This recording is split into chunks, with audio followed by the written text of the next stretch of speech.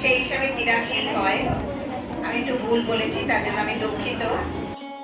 আমাদের রবীন্দ্রনাথ ঠাকুরের প্রতিকৃতিতে মাল্যদান করবেন জয়শ্রী। জয়শ্রী, তুমি একটু গুরুজিকে একটু সাহায্য করো। কি হলো? ঠিক আছে।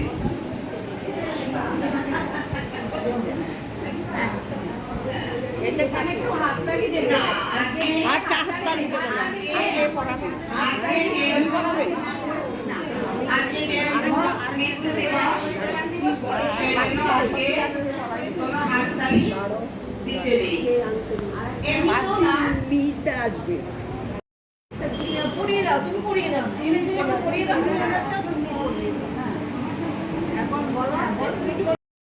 দাঁড়া দাঁড়া বলছে। হ্যাঁ তুমি পড়াচ্ছ? আচ্ছা, আমাদের রবীন্দ্রনাথ ঠাকুরের প্রতিকৃতিতে মাল্যদান করছেন। পায়ের কাছে হবে না, পায়ের কাছে ফটোটা আরেকটু ভেতর দিকে ঢুকালো হতো না? ঠিক আছে ঠিক আছে ঠিক আছে, এটা ভালো হচ্ছে। কাজল মজুমদার প্রতিকৃতিতে মাল্যদান করছেন আমাদের প্রাণায়াম সঙ্গে সাধিকা কাজল মজুমদার।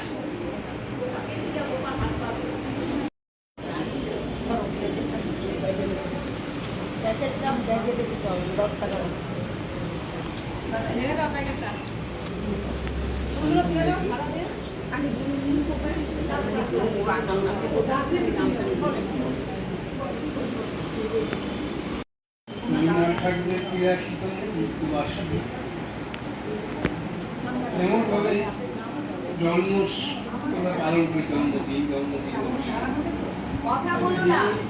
যেদিন তার জন্ম হয়েছিল জোড়াসাঁকোতে, আমি সেই অঞ্চলে অনেকদিন ছিলাম। প্রথমে এই অধুনা বাংলাদেশ থেকে এসে প্রায় 10-12 বছর ছিলাম জোড়াসাঁকোর কাছাকাছি। যা তার বাবার নামেই ছিল সেই রাস্তাটা, মহর্ষি দেবেন্দ্রনাথ ঠাকুর। হাওড়ার দিকে এদিকে টাকশাল বলে টাকশাল ছিল, এখন আর নেই। এখন সিআরপিএফ হেডকোয়ার্টার হয়ে গেছে, ওখানে টাকা তৈরি হচ্ছে। এখন একটা বেহালায় আছে। সেই রাস্তাটার নাম এখন মহর্ষি দেবেন্দ্রনাথ ঠাকুর। জন্মের সময় তো আর একটা বাচ্চাকে বোঝা যায় না যে তার প্রতিভা কতখানি। সেই সময় যেরকম জন্ম হলে একটা মানুষের পরিবার আনন্দ হয়, ঠাকুর পরিবার তার প্রতিভা যখন বড় হওয়ার সঙ্গে সঙ্গে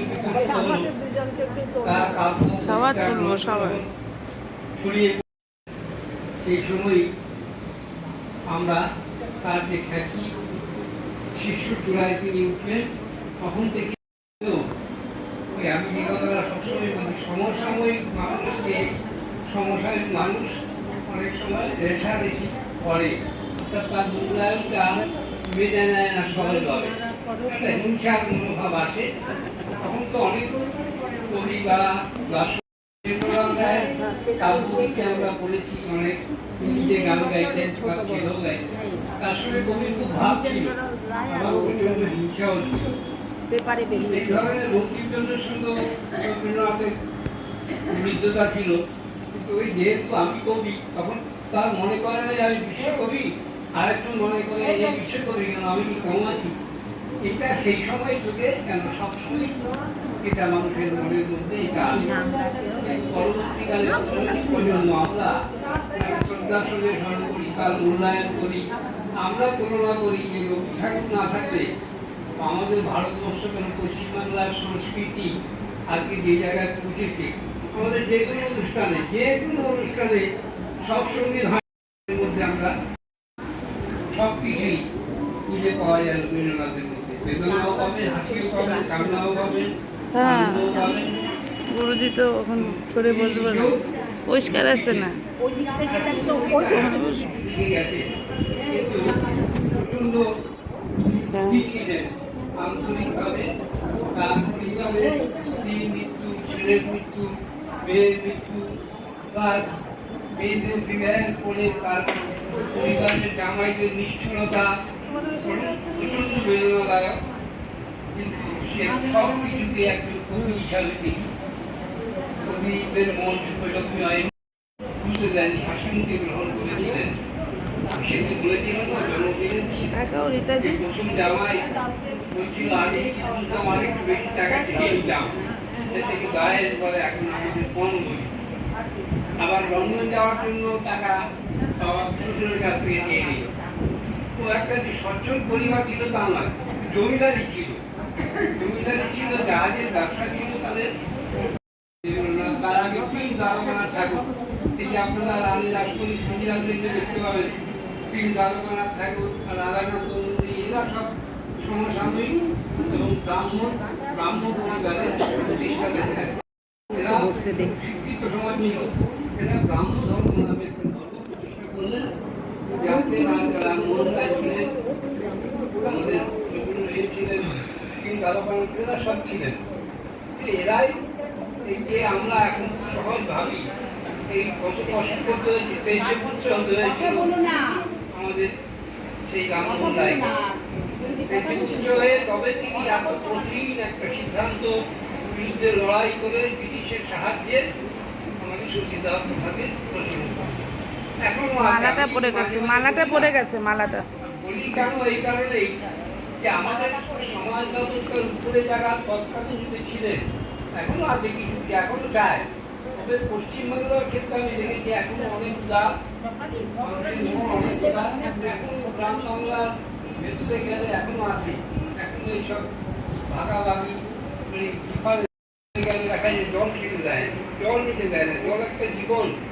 জমিদারের বাড়িতে জল নিতে গেলে তাকে মারধর খেতে হয়, এটা এখনো আছে। এখনো থাকতো তাকে জমিদারি দায়িত্ব সামনে একটা কবিতা, যে কবিতা জমিদারের বিরুদ্ধে চাষিদের যে বিদ্রোহ মনে, ইয়ে একজন জমিদার হয়ে তার মনের কথাটা সুন্দরভাবে কবিতার মাধ্যমে বুঝিয়ে সব কিছুর মধ্যেই তিনি এই জিনিসটা বোঝাতে পেরেছেন বলে বিশ্ব দরবারে তাকে বিশ্বকবি হিসাবে মর্যাদা দিয়েছিল। এখন কেবল চিন্তায় জন্মিলে বলতে হবে কোমরকে কোথাও, এটা কিন্তু রবীন্দ্রনাথের কথা না, অনেকে আমরা ভুল করি। এই কবিতাটা এটা মাইকেল দত্তের ঘটে যদি কোমর মাছ ওই যেটা দিয়ে অনেকে ভাবে এটা রবীন্দ্রনাথের, না না এটা রবীন্দ্রনাথের না, লেখা। তিনি একজন বড় কবি বা বড় এরকম রবীন্দ্রনাথ হতে পারতেন, কিন্তু তার আয়ুটা বেশি পেতেন। এবং বিবেকানন্দ হয়তো রামকৃষ্ণ থেকে বড় সাধক হয়ে যেতে পারতেন যদি তার গায়ে হতো। হ্যাঁ, কিন্তু দুর্ভাগ্য যার মৃত্যু আছে আমাদের, তিনি খুব কষ্টে, কিন্তু খুব কষ্ট পেয়েছিলেন। এসব পারিবারিক ব্যাপারে তিনি সুখী ছিলেন না। তার পরিবার যেমন বড় ছিল, তার সব কিছুই তাকেই মেনটেন করতে হতো, জমিদারির মাধ্যমে সবার দাবি পূরণ করতে হয়েছে, সব মেয়েদের দিতে হয়েছে। সাক্ষরতা বলতে আমরা যেটা করি, জমিদার হয়েও সেটা কিন্তু ছিল। তো আমাদের আজকের দিনে সব সারা পশ্চিমবাংলায় মর্যাদার সঙ্গে স্কুল কলেজ এই কারণে যেমন ছেলে মেয়ে নানা মৃত্যু দিয়েছে, কষ্ট পেয়েছে, তার নিজের মৃত্যুটাও কষ্ট হয়েছে। একটা উক্তি তার মৃত্যুর সময় তিনি বলেছিলেন, যে আমি বলছিলাম যে আর কষ্ট না দিলে হয় না, ছেলেকে বলে। তখন যারা ডাক্তার ছিলেন তারা বড় বড় ডাক্তার ছিলেন, মহেন্দ্রলাল সরকার, তিনি একাধারে হোমিওপ্যাথি, আবার এখানে আমাদের মডার্ন মেডিসিনে আমাদের বিধানচন্দ্র রায়। এখন রবীন্দ্রনাথের ছেলে ওই যে বাবাকে বাঁচাতে হবে, তার কোনো দোষ নেই। সে বাবার যে রোগটা আমাদের পুরুষদের, আমি তাই বলি আপনাদের,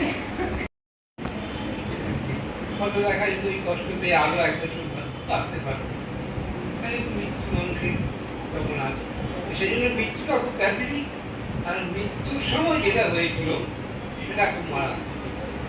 মানে কোনো একজন দেশে বরেণ্য বড় মাপের নেতা যদি মৃত্যু হয়, সেই সময় যেরকম লোকের লোকারণ্য হয়, তার মৃত্যুর খবর ছড়িয়ে পড়ার সাথে সাথে সমস্ত লোক ঝাঁপিয়ে পড়ল, বাড়িঘর তো প্রায় ভেঙেই ফেলে, তাকে দেখার জন্য এই অবস্থা। আর সেই সময় আমাদের আকাশবাণী, এখন যেমন বীরেন্দ্র কৃষ্ণ ভদ্র সেই মহালয়ার মতোই, তিনি তখন খুব প্রসিদ্ধ ছিলেন। বীরেন্দ্র কৃষ্ণ ভদ্র আর জ্ঞানপ্রকাশ ঘোষ ছিল আমাদের আকাশবাণীর হোতা।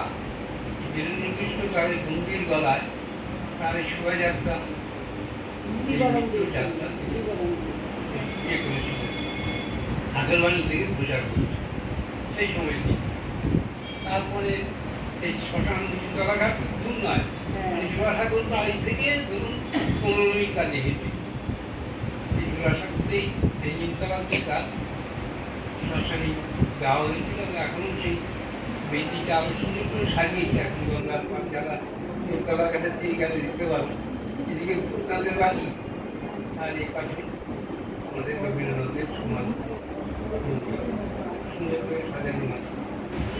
এই যে আমাদের রবীন্দ্রনাথ যেদিন আমাদের ছেড়ে চলে গেলেন, সেদিন সারা আমাদের এখানে 1-2 দিন রান্না বন্ধ ছিল। একটা হচ্ছে রাখি বন্ধনের দিন, এই যে বঙ্গভঙ্গ নিয়ে এখন একটা নতুন করে চর্চা শুরু হয়েছে।